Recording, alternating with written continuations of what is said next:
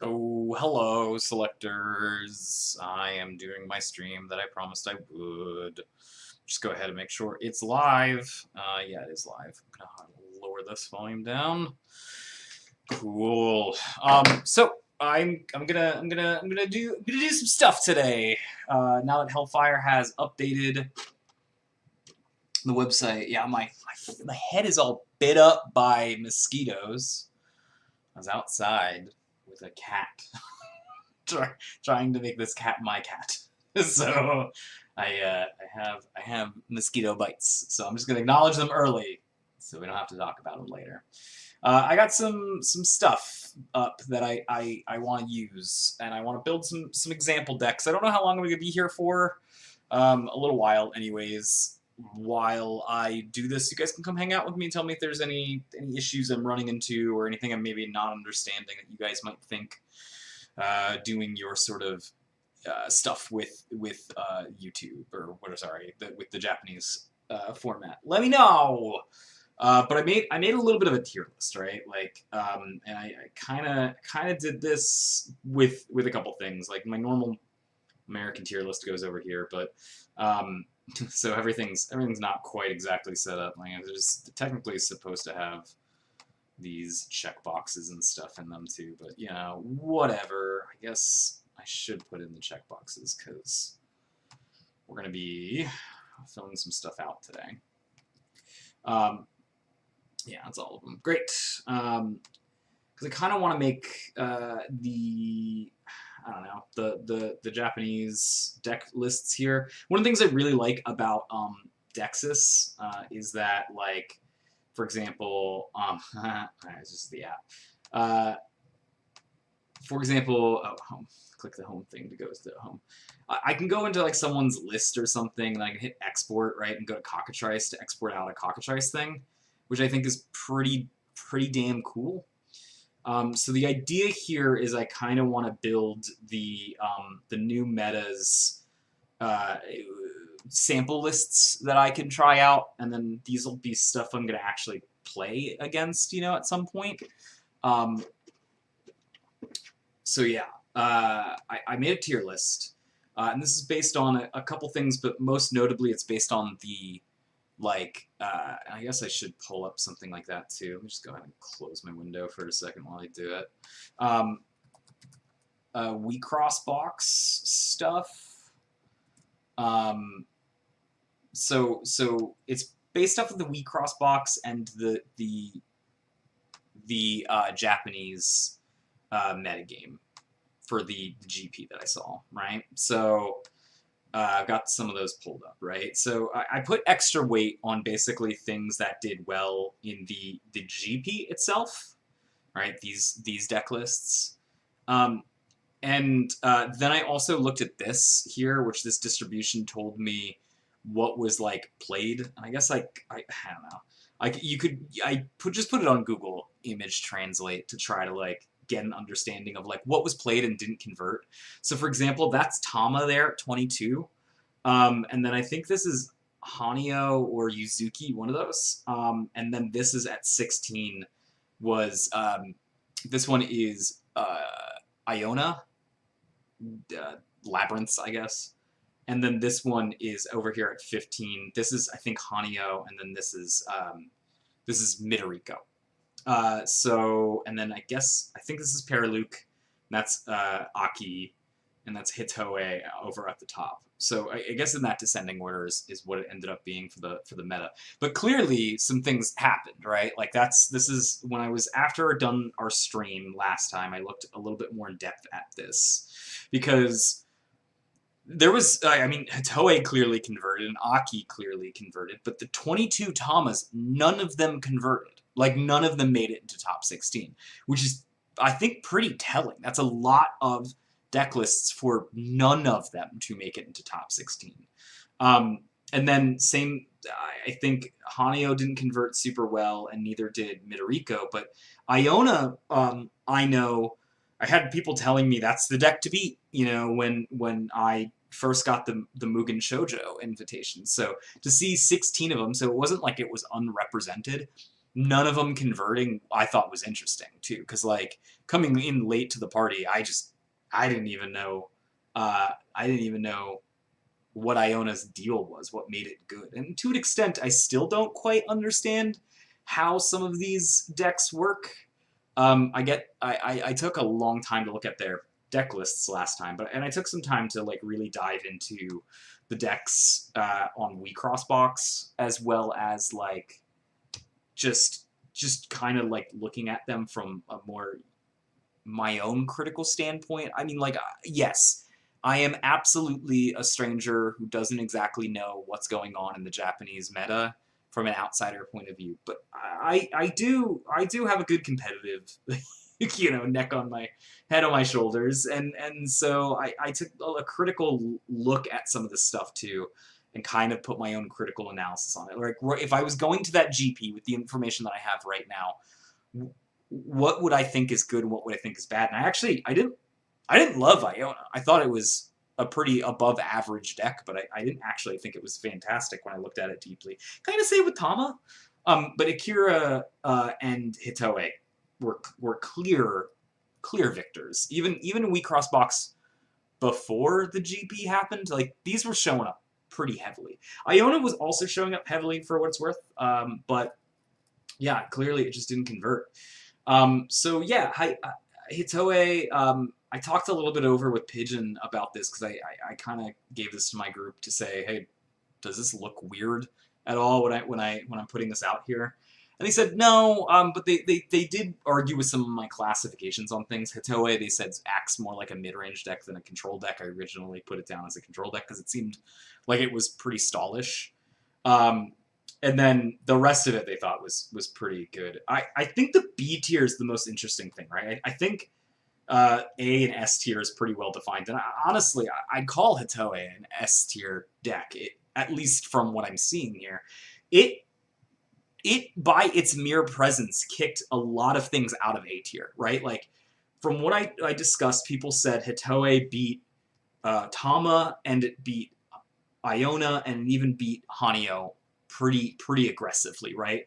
And these are good decks apparently, but just because Hitoe beat them so efficiently, and then these two kind of also had a pretty good matchup against it, they had no chance at the GP apparently.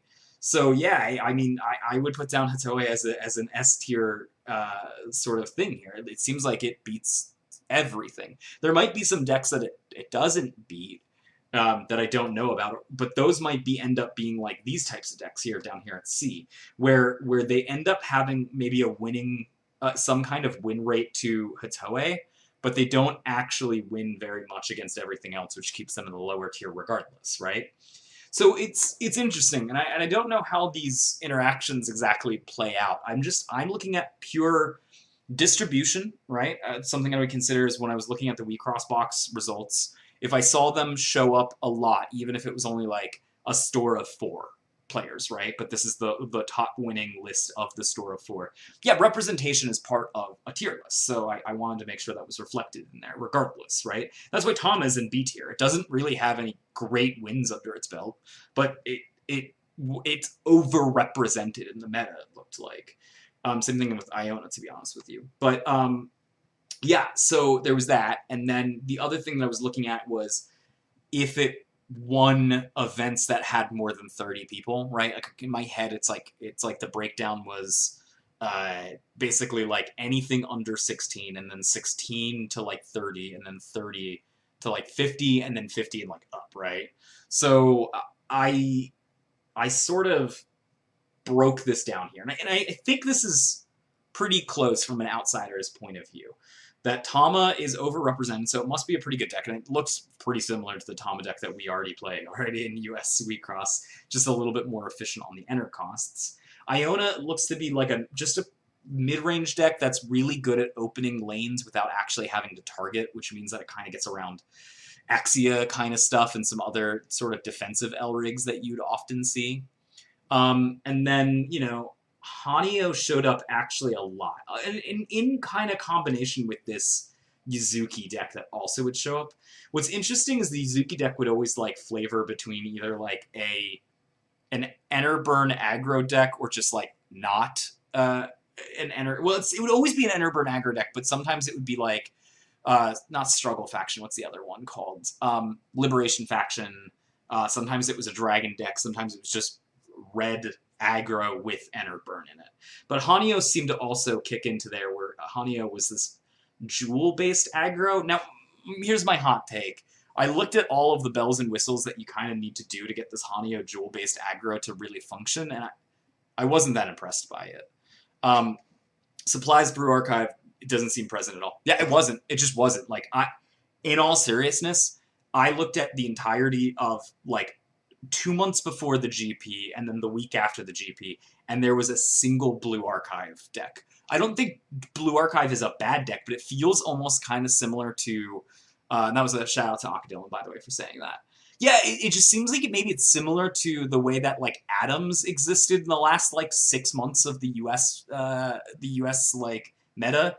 It's there, it's present, but it's not really, like, it's not really doing anything. Like, it's just, it's a good deck, everyone knows about it, it's a known commodity, but it's not like, oh yeah, actually this deck is kind of better, right? Like, what's strange is even Miko Miko showed up more than that, which I was surprised with, right? Like, I don't think I put Miko Miko down here at all, but Miko Miko showed up twice. Nanashi showed up a few times. Like, that's why I'm saying this, like, B tier to C tier is what I'm really most interested in. This S tier and A tier is, like, really well defined. I don't think I'm going to find anything new or innovative with that kind of stuff. Akira, the most innovative thing that I saw is sometimes people were going 100%, 100%, they're not trap, amusers. They would do, like, 50% amusers, which, yeah, sure, that's fine. I think that's honestly what I would do, too, if I could help it, would be to go not 100% of this stuff. Like, I'm looking for maybe 60 to 70% and then trying to do the other 30% good stuff. I think some of the better Hitoe lists that I've sent are like 70% plant and then, like, the rest of it is, like, good stuff, right? Insect or whatever. Tama was really interesting. It just looks like an evolution of the mono-white aggro deck. Labyrinths, like I said, was just non-targeted lane opening, which felt very much like it was just an evolution of, like, a Dishona. Like it just felt like it did Dishona-y things. Like, it was just good stuff. But yeah, the Enderburn here, all the way down. Ruko was kind of interesting. Let me just go ahead and put down, like, white in there. Ruko was interesting because it had a... I'm going to be honest with you guys. I saw the spoiler of Ruko before the GP, and I mean even before our GP, right? Like, I saw that as one of the spoilers that was coming out, and I thought it was pretty gimmicky. I was like, yeah, I'm not really sold on it. I get the skip the attack phase, no one does damage, but you get to do things that put you ahead in terms of, like, tempo regardless, and then when it comes back on your turn, cool, you've moved ahead, you can start snowballing a little bit. That's kind of what the Ruko Angel Demon deck does, and I just was not sold. I just didn't think it was very good. I'm always of the mindset that proactive is better than reactive. And yes, skipping your attack phase and then doing things that gain you advantage is proactive. I'm not going to get into the semantics of it. But it felt like it still wasn't winning the game. It was like a do-nothing choice, you know? And I'm just not a fan of those decks personally.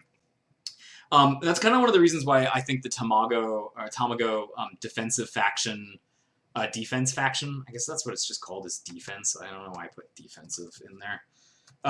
Defense faction is also good, is because it feels like, at least with Lion, right, as a choice of the center, you can at least do something and it's pushing your game plan forward. And I think there's still removal in Tamago. I don't think it sits around. I think it stalls a little bit, but through walls. But the walls are still proactive and getting damage done. So, like, it still has a way to win, right?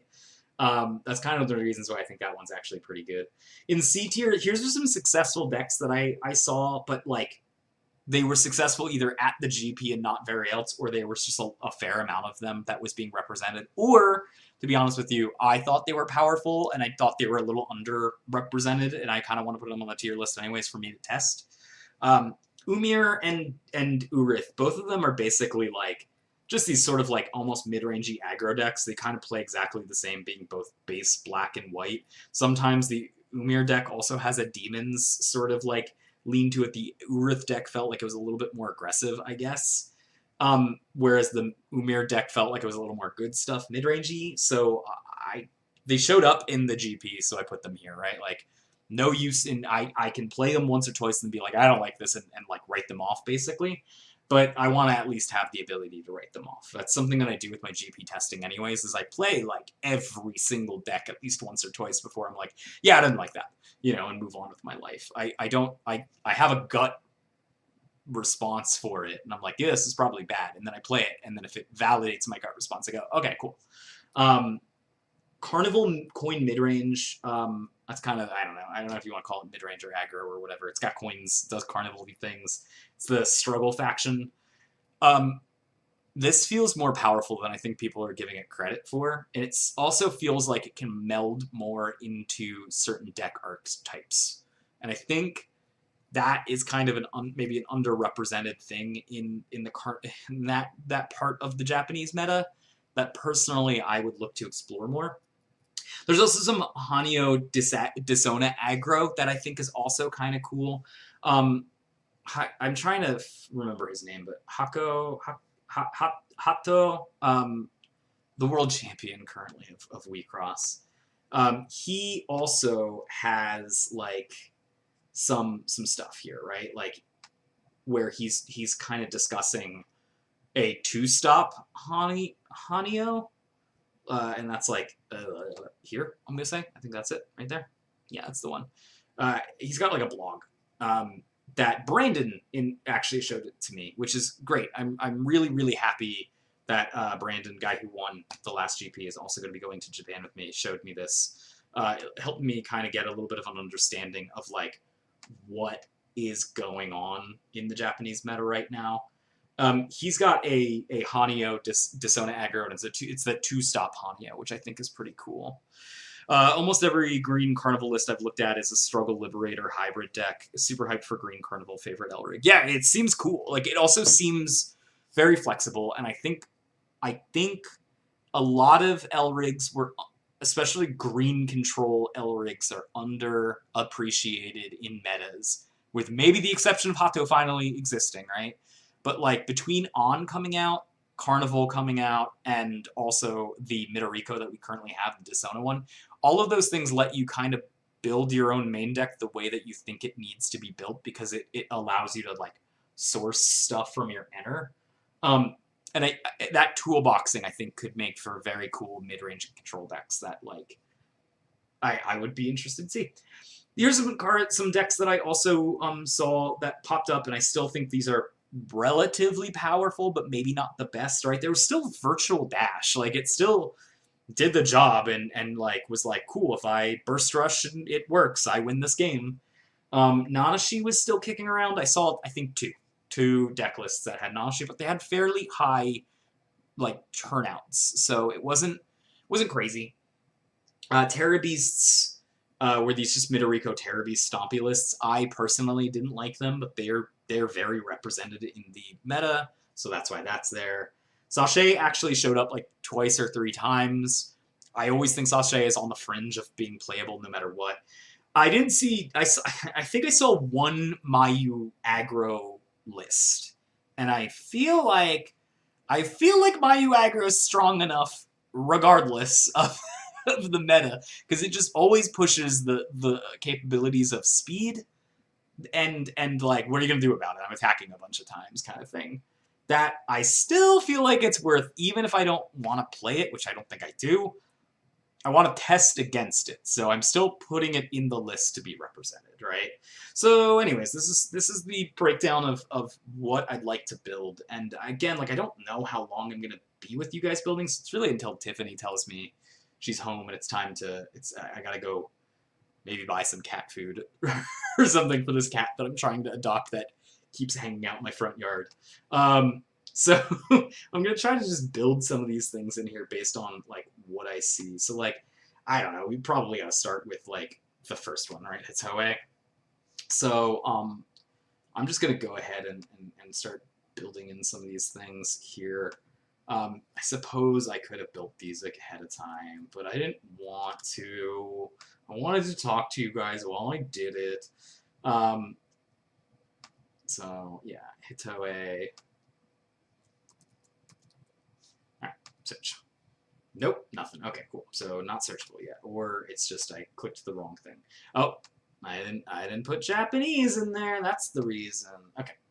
Let's go back to Hitoe. Alright, 1, 2, and 3. Great. Okay. So what do we got? So this one uses, I wonder if I can just cheat. I wish there was a way to just export these like easily and then just like import them, or you know, be even better if it wouldn't be card name. Would be even better if they just use Dexys themselves. That feels like the secret sauce. Just use Dexys yourself. Bigger wave. We'll see if that shows up there. Yep, you got it. You got it. So that is true, Hellfire. Set it to Japanese. But Google Translate doesn't always do the job that I need it to do. All right, so we're just going to go with colors here. Green and black, because I know those are the two colors that were used, right? Oh, yeah, any. Follow suit, right? That's the one. Cool. Keep moving on. Prayer and Incarnation. That's the new one, right? That's the one that you can like pitch stuff and it does things. Yeah, that one. It's not really pitch, but it's like, right? It's like you yeah, you can instead of paying for it, you can just discard one or get rid of one of your arts to do it. Next time you would take damage and then damage after that. Yeah, so there was a mistranslation on this when I first read it. It was like the next times you would take damage permanently, you don't take damage. And it was like I was like, what? This is an insane card. That is not true. That's not how it works. But yeah, again, I cannot express enough how I like the idea of how easy it is for this to go to Cockatrice, right? Like I understand that some people just use Cockatrice to build their decks, but that's not me. I want to have this sort of in a public space, link it to other people to see what they say. Oh yeah, Hellfire, if you already have it built, do it. I'll just copy it so I can have it on my side of the world too, and then take it. That would be cool if you did, because then I don't have to build it, actually. Shield, okay. Where's the shield one? I'm gonna keep doing it in the meantime. I guess in the meantime we can just talk about like some stuff, because maybe I should just build this offline. Now that I'm thinking about it, it's kind of boring content if I build it online. Yeah, I just build it offline, and then you guys can always go to my what do you call it, my page to pull it up. Yeah, that seems better. I'm gonna do that. I am gonna talk about some things though that I think is interesting. While I'm doing that, right? So the GP list here that you could see all the GP event stuff. This is fine. It's good because it shows you a bunch of different like top 16 stuff, and then that's really good for understanding what the meta looks like. But there is something else that you can do with it, which is like go look at what the top performing Elrig is. Now this isn't a word of God clearly, because sometimes like someone wants to bring an Akino, and I don't think the Akino deck is going to be all that good no matter what you do with it. But it is a good way to sort of get like kind of an understanding of a bit of like what those decks are trying to do if you're trying to really scrap the like bare necessities out of it. This Urith deck is interesting to me as well, because like let me see if I pull it up. First off, this art is like fantastic. Wow. During your main phase, if one of your level 2 Devil Signies is put in from the trash from the act of a cost or effects, right? You can put up to 1 Devil Signy from your trash. with a level higher than that Signy put into the field, right? So I guess you the one benefit is when you get rid of something, you move up in Signy limit, which is good. And then you can put one Signy from your field to the trash as its once per game effect. Target one card with no effect from your trash, or no guard from your trash, and then add it to your life cloth. So it's basically just a free life cloth. So you're at 8 life cloth, whereas everyone else is at at 7. I do think kind of one of the cool things about it is that like timing on that probably matters. Yeah, you could do it as soon as possible against like aggro, but like doing it, waiting for them to basically have the turn before they mill you out to like put that on there, so that way when they chaos or whatever they're doing to mill you out, it ends up being it ends up not happening, right? Like the mill out does happen, but it doesn't hit like a life cloth. You save your life bursts for later, is pretty cool. And the rest of this stuff looked all very, very normal. And I kind of, whenever I look at a deck that has like a ton of like 1-ofs and 2-ofs, I'm always kind of skeptical about it. Like it has a couple 4-ofs, right? And that's something I do, is I usually click on the 4-of to be like, what does this even mean? And this level 1 is a 4-of. When this is put into the trash from the field or cost, you can target one of your opponent's Signy and give it negative 2,000 until end of turn. Cool. I don't think that's super powerful. Like the rest of it is all fine, right? Demon Cone. The Urith deck was also just a bunch of like, oh yeah, this one's basically just the new Waygona, right? Or whatever it's called. The one that you discard a black card from your hand and give something negative 3,000, but if you do arts, it's 5,000. Cool. It's very strong. And it's a demon, so, you know, benefits. But the rest of it was all very good stuff, right? It kind of felt like it was Iona, but without, like, any of the special effects that come with Iona. Clearly, Iona didn't do all that well here anyways. I think that has to do with the fact that Iona's not necessarily an enter greedy deck, but it does seem to, like, just not work if the opponent has, like, 10Ks or higher constantly on the board. And it does feel like that's something Hitoe did, like, really easily, is just always have millions of power. And I think that's probably why you see an Urith deck and a Umir deck showing up here rather than anything else. Because these are just good stuff decks. Like, they're not doing anything spectacular. Although I did read an article by him who said that the necessariness of like the extra damage is like just becoming more and more relevant in Wixoss as you were going to GP, right? Like everyone wants to do a double crush, everyone wants to find a way to make their Elric swing twice, or everyone's trying to find a way to make mill happen. And what was interesting too is I was interviewing some more top people who got top 8 at the GP, our GP, and when we got to Alpha, which was done by Emmy, we talked about the importance of mill. And it's just like, I think we're probably seeing the beginning of what they're talking about later down the line, where it's just like, we've already learned how to efficiently open up 3 lanes a turn, no matter what deck you are. If you're an aggro deck, if you're a mid-range deck, or if you're a control deck, we can do it. Like, it's, the tools are there to put the speed on it, right? So the idea there being that, like, it's just even more important. Like, now that we are getting, that Japan is at a point where open 3 is not hard to do. It's the norm, in fact, right? And we're even getting there. It's cool that we can kind of have foresight for this. That it's becoming more and more important to need to have an alternate way of doing excess damage, so that way you can, A, waste out your opponent's arts or assists, depending on what it is, start to really waste out their defenses, and then maximize your stuff, right? Because it seems like it's at the point where, yeah, defense is good, but if they can only block 4 hits, the answer isn't figure out how you put your 4 hits and make them unblockable. It's figure out how to get the 5th damage, right? Because if you do the 5th damage, then you're outpacing their ability to defend every turn.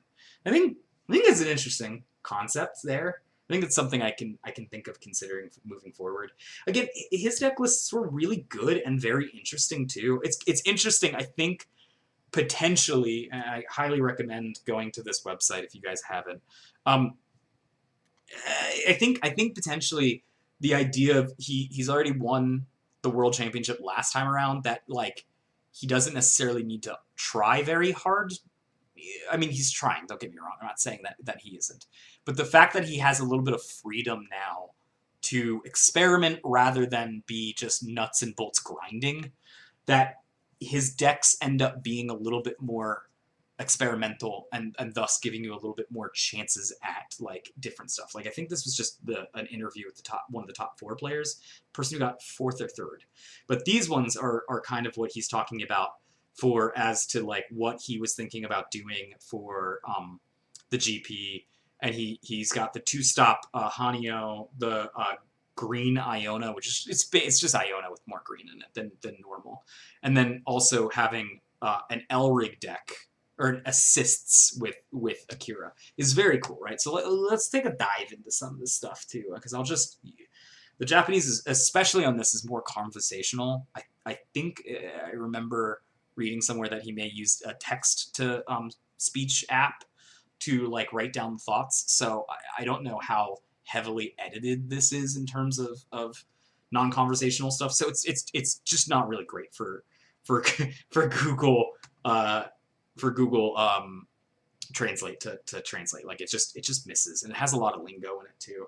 But I really dug through it to try to get what I could out of it. So this list is kind of interesting, right? Because what he was talking about with this Akira list was that he really couldn't figure out a way to make Akira's damage output 100% accurate. Yeah, he has a blog that he updates regularly as well. Oh, is this not the blog? I don't know. I thought this was the blog. And let me know if that is. There's another one. But this one's interesting. This one talks about how basically he was saying going first he could always basically open 3 constantly, but going second he couldn't, and he felt like that tempo was absolutely necessary for the deck. So what he ended up doing was bringing in pieces to kind of handle that, as well as assists.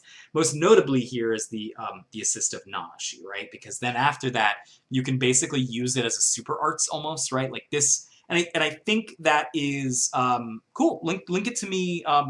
Link me his actual blog later if that's cool, so that I can get a cool like understanding of what's going on.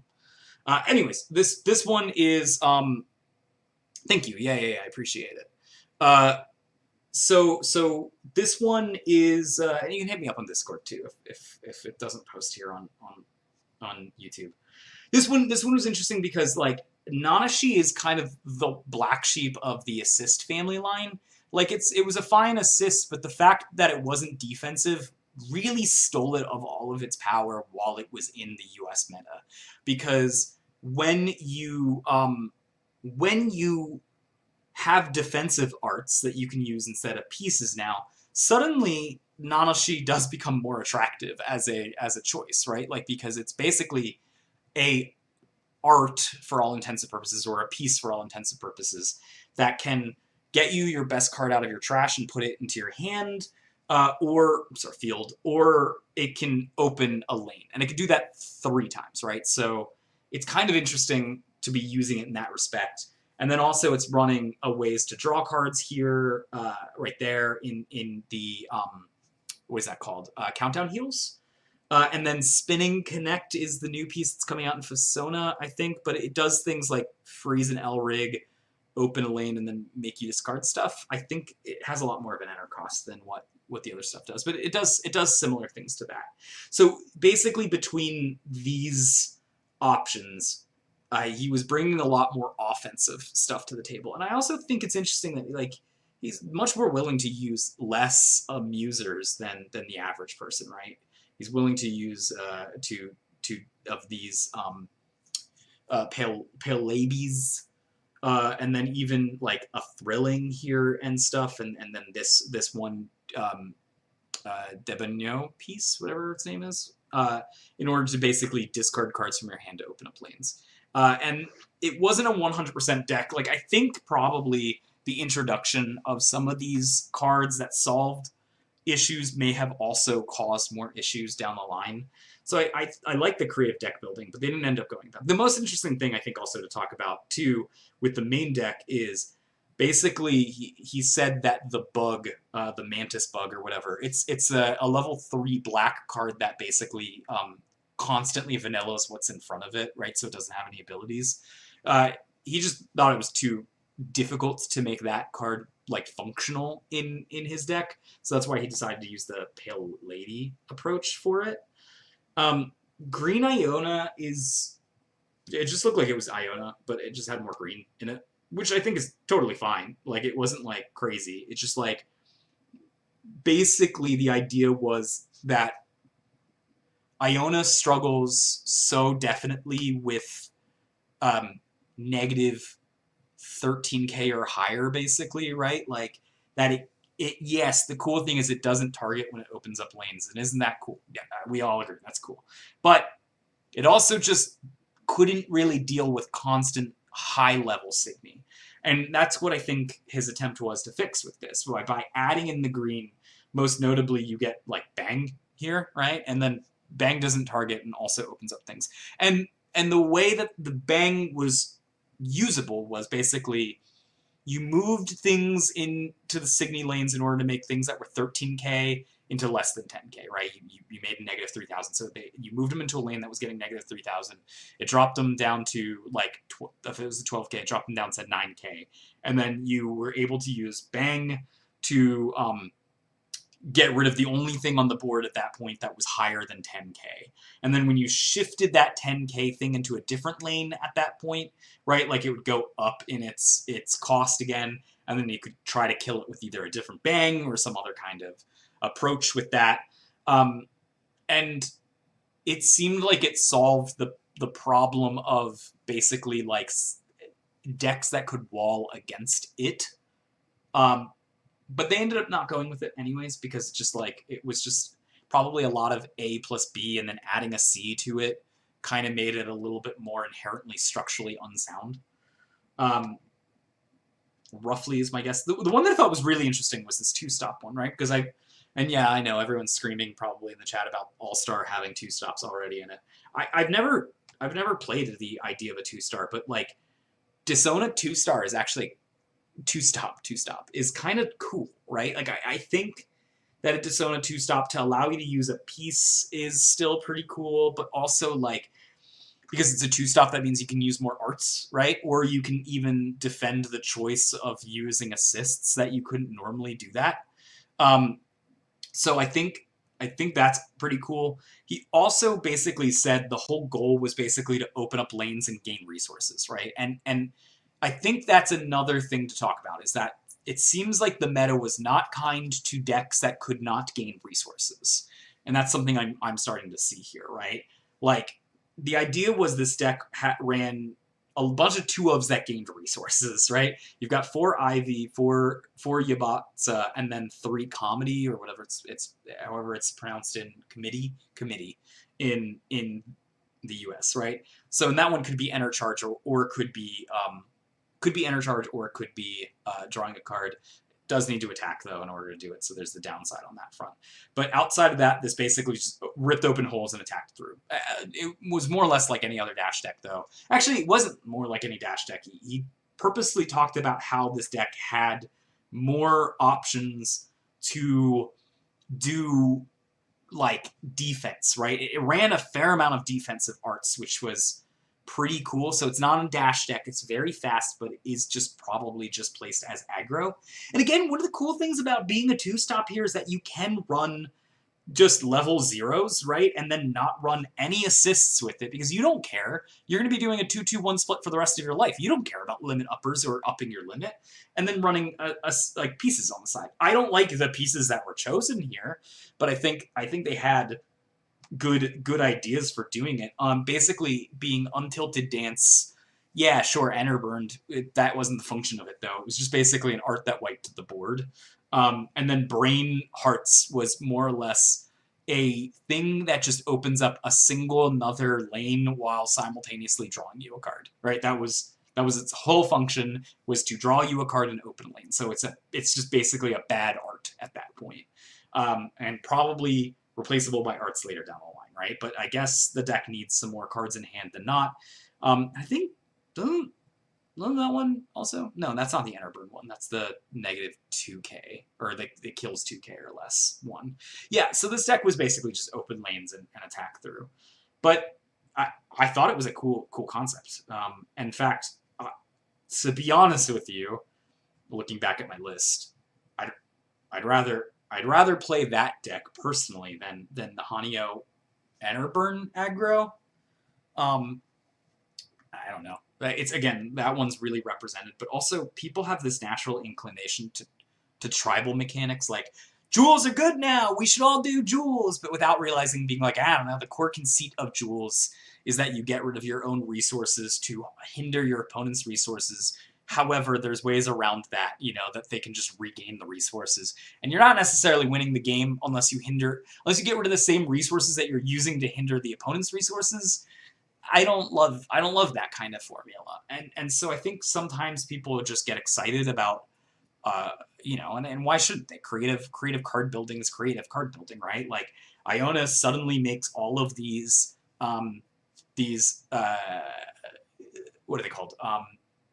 Labyrinth Signy suddenly useful. But are they useful? I don't know. Like, they weren't useful before. I personally would rather play something like the Electronics Spell Tempo deck, because most Electronics were just good prior to Pure Luke giving them a reason to exist even more. Things like that, right? So I don't know. I would be more interested to see what Hanyo aggro looks like. And there was a couple of Hanyo lists that were like grew to level 3 and then also did it. Thank you for linking me to the blog. I'll take a look at that later. Thank you so much. This is why I'm doing these live streams, so that people can kind of give me some advice while we go through it. Yeah, so I thought those are some interesting decks I wanted to bring up. Kind of helped me get into this idea of thinking more creatively rather than just like nuts and bolts, here's the top 3 decks, right? I'm definitely going to have to play against those, but I want to try to innovate and see what I can come up with, because I think I've got a different sensibility that's not necessarily, Japanese in approach, it's American in approach. The two have very different ideas of how to build decks. So let's also talk about some of these other things, because some of you guys might not know anything about the Japanese meta too. I talked to death about the Iona deck list. I suppose I could just pull one up still here, right? So that way you guys can at least see it a bit before I do it. Iona, that's black. If you guys haven't used Wixoss Box before, it's a fine website to find out information, but I wouldn't go out of my way to say it's like the greatest website known to man. It's got all the answers you could ever want. Like, that doesn't. But it's good to look at things, right? So like a lot of these Signies here,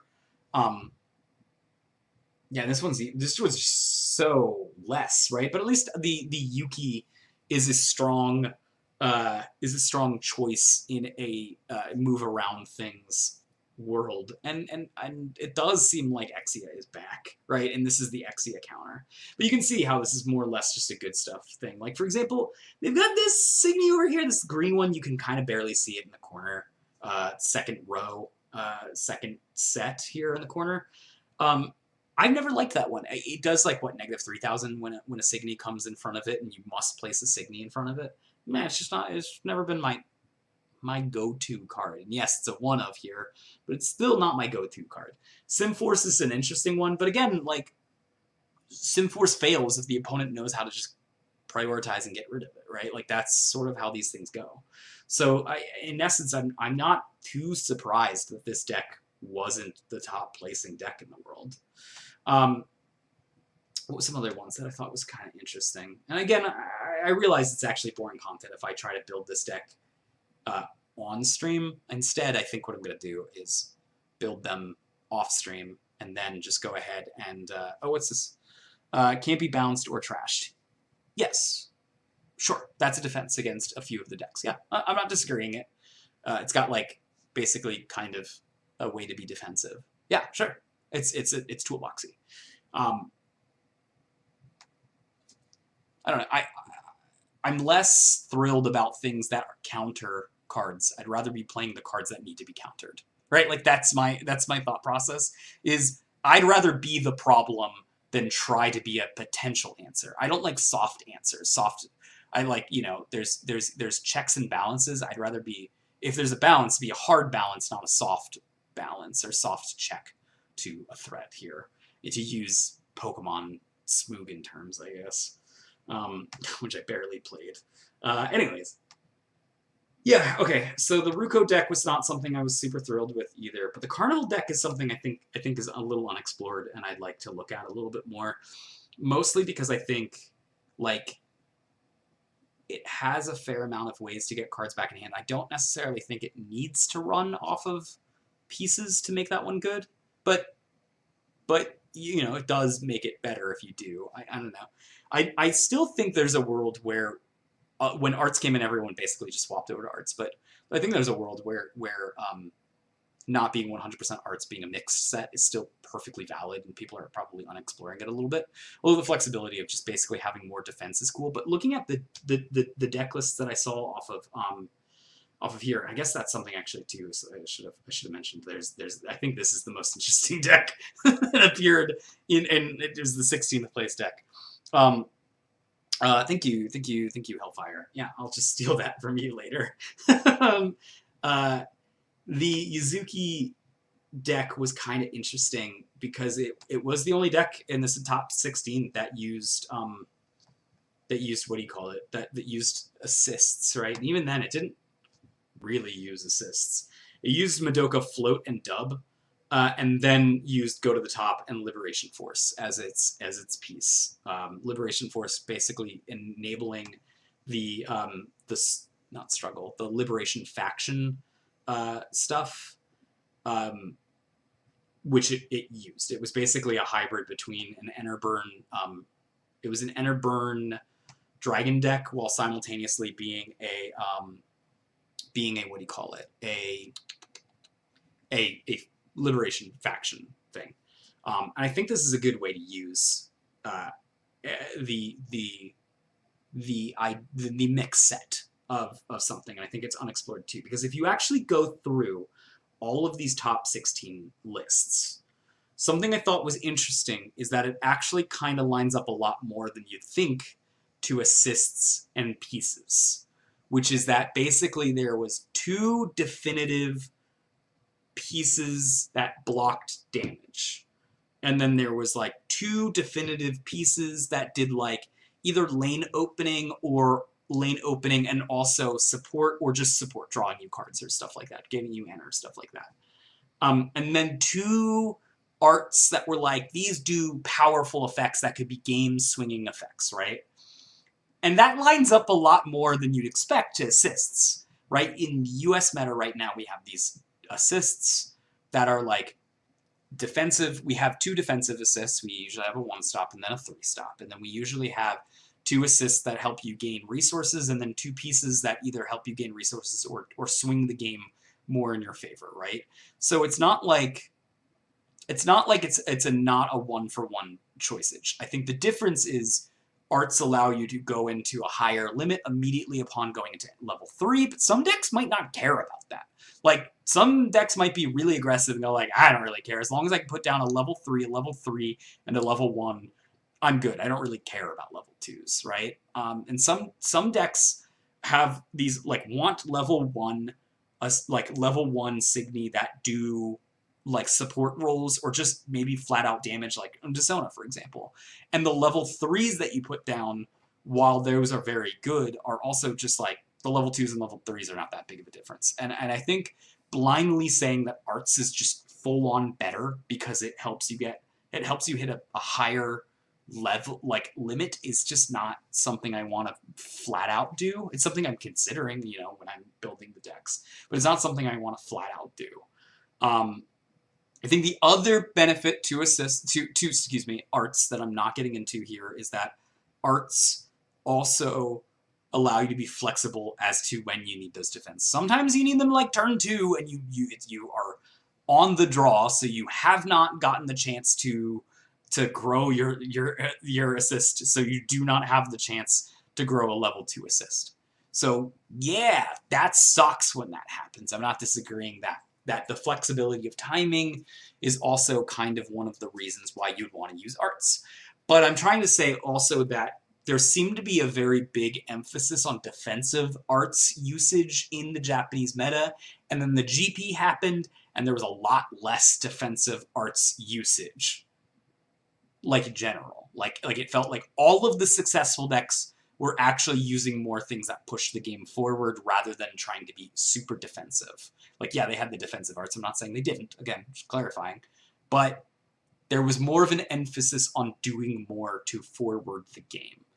And so that opens up lines where you can think a little bit more creatively. Like, for example, the Nanashi, right? That Nanashi is the kind of a super arts in that respect. So, yeah, that's just something I want to talk about. And the cool thing with Nanashi, too, is you can grow it like immediately upon turn 2. So when you go to your level 3, yeah, the 3-3-1 split is not that different from the 3-3-2 split in that scenario. So, yeah, you know, you can do kind of things like that. All right, that's the kind of deck building that I think I'm gonna try to approach a little bit here, where everything's sort of not equal weight. Like again, I'm going to probably give favorism to arts, but I'm also going to try other things out and try some creative, wacky stuff out this time. I think I've been very nuts and boltsy, and I think it's helped me a lot. But I think it's also worth me trying to be a little bit more drafty, especially because like, once I get to the bleeding edge of the meta, right, this Mugen Shoujo Cup is going to be like right after the new set comes out. There's not any foresight that I've had before, right? Like I've been able to look at the Japanese meta and kind of make decisions as to whether I agree or not with what they do. I don't have that at that point, so I think I should try to be a little bit more experimental than I've been. I think that's kind of where I'm kind of landing on. Hellfire says assists on average push 34 stops total. Arts can have upwards of 6 on average. Yep. Yeah. But again, if you look at these top 16 results, you'll find they don't stop that much damage. I'm just being point blank, right? Like they are looking at almost every single one of these top 16 results. They stop like 4 damage, sometimes even 3. So damage mitigation was more of the job of the main deck rather than the Elrig deck, which I think, you know, Hitoe is a pure example of that, where you don't really need to put a ton of damage stop in your arts deck if your Elrig itself, right, your main Elrig is stopping every guard like you're just guarding every turn based on that. And also Jack Beans is doing a wonderful job of stopping like 1 to 2 damage a turn, depending on, I don't know, did these run Exia as well? I can't remember, but yeah, you know, they don't need to. So I think that's also something to consider, right? Like, yes, I don't want to be trapped though by this thought process that I really need to make sure that I get to Japanese meta now rather than Japanese meta like 2 months or 3 months behind. That's something that I've got to consider. Anyways, I'm probably going to stop this live stream here. I thought I was going to build. I thought I was going to deck build. But then as soon as I was like trying to like put in the like deck building itself, like by typing all this stuff in, I was like, that's dumb. That's dumb. I should have done that ahead of time and then been like, these are what I'm going to go over and these are what I'm going to test. But I can do that while I'm also testing. I think once I put in all these decks on the list, I'm going to finally be at the spot where I'm going to be like, it's time to start playing games. I'm going to download Cockatrice and actually get some games in on me. So if you guys are watching, I'm going to go ahead and close this out. But leave a comment on this video letting me know if like you play often and want to play at some point. I'm going to be open to some live streaming games that I'd like to get into. Perfect timing. Tiffany's driving into the driveway just now. So I guess that's going to be it for me. Guys, may you always life person. Thanks for